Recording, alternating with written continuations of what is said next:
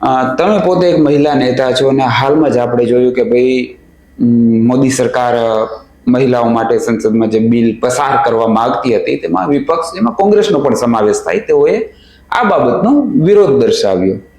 તમે આ સમગ્ર પ્રકરણને, સમગ્ર બાબતને કઈ રીતે જુઓ છો?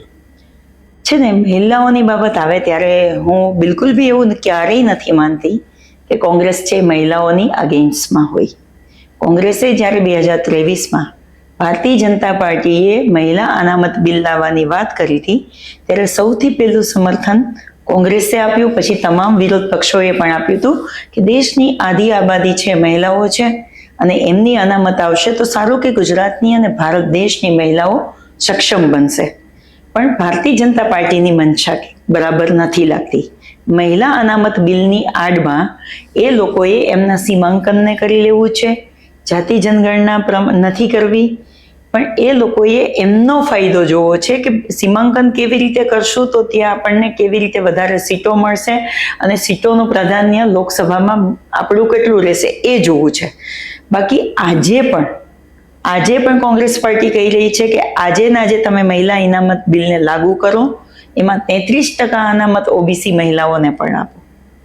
આજે લાગુ કરવા માટે એટલે કહી રહ્યા છે જ્યારે 2023માં સપોર્ટ કર્યો અને ભારતીય જનતા પાર્ટી એકચ્યુઅલમાં મહિલાઓનો સાથ સહકાર આપવા માંગતી હોય તો શા માટે 2024માં એ મહિલા અનામતને લાગુ ના કરી?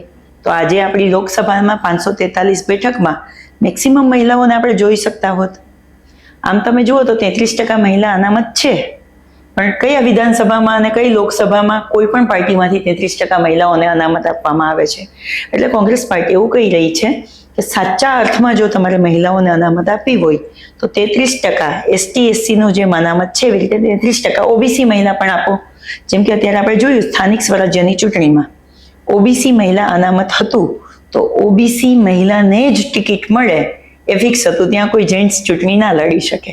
તો મહિલાઓને સાચા અર્થમાં મજબૂત બનાવવા માટે, સાચા અર્થમાં એમને તાત્કાલિક એમનો ફાયદો મળે, એમના માટે થઈને કોંગ્રેસ આજે પણ કહે છે કે આ સરકાર જો આજે તરત કોઈ પણ જાતની શરત વગર કે અમે જાતિ જનગણના કરશું, અમે સીમાંકન કરશું પછી લાગુ કરશું, એવું નહીં. તમે આજે જ મહિલા અનામત બિલને લાગુ કરો, 33% ઓબીસી મહિલા અનામત આપો અને લાગુ કરી દો તો અમે આજે પણ સાઇન કરી દેવા તૈયાર છે.